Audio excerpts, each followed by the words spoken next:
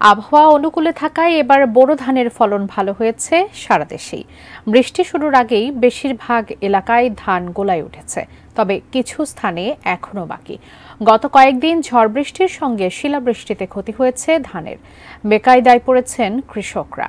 প্রতিনিধিদের পাঠানো তথ্য ছবিতে দেখুন ডেস্ক রিপোর্ট।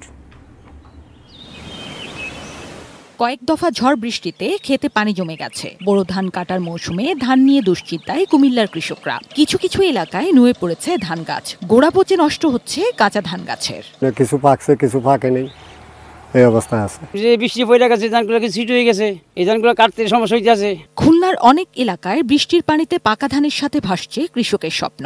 আর বৃষ্টি শুরুর আগেই যারা ধান কাটা শেষ করেছে তাদের অনেকেই ধান শুকাতে পারেনি। উৎপাদন খরচ উঠবে কিনা শঙ্কা রয়েছে। সব কল হয়ে নষ্ট হয়ে যাচ্ছে, এতে তো চাল খাওয়া যাবে কিনা তা বলা যায় না। এই হয়তো মাছের খাদ্য করতে হবে। আরো যদি 10-15 দিন পরে বৃষ্টি হতো তাহলে আমাদের এই ক্ষতিটা আর হতো।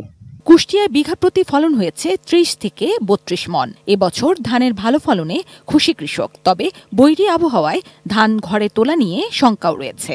ধান ভালো হয়েছে, যদি শিলাবৃষ্টি বা কোনো পরিস্থিতি না হয় তাহলে আমরা লাভবান হব। খরচ খরচা বেশি, ফলনে আল্লাহ পোষা দিবে। চলতি মৌসুমে নাটোরে 61,000 হেক্টর জমিতে বোরো ধানের আবাদ হয়েছে। বিরূপ আবহাওয়া, ধানের ন্যায্য মূল্য না পাওয়া ও শ্রমিক সংকট ধান কাটা পরিস্থিতিকে বিপাকে ফেলেছে। গরমি আবহাওয়া লাস্টে এসে ধানের ফলনটা কম হয়ে যাবে।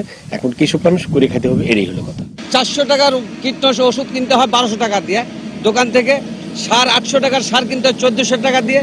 কোথাও কোথাও খেতে পানি থাকায় ধান কাটার মৌসুমে বেগ পেতে হচ্ছে ঝিনাইদহের কৃষকদের। বৃষ্টির একটু বিরতিতে কিছু কৃষক ফসল গোছাতে ব্যস্ত হলেও অনেকের পাকা ধান গাছ মাঠেই পড়ে আছে। ধান মান্দ্র পয়সা মিশে যাচ্ছে, লস হয়ে যাচ্ছে, নিম্ন 5 মণ কমবে পয়সা গেলে। যখন আমরা ধান কাটতে গেছি 2-1 সপ্তাহের ভিতরে বৃষ্টি শুরু হয়ে গেছে, এই জন্য আমরা ধান কাটিয়ে গুছাইয়ে বাড়ি তুলতে পারিনি। জিনিয়া ইসলাম, ডেস্ক রিপোর্ট, ATN নিউজ।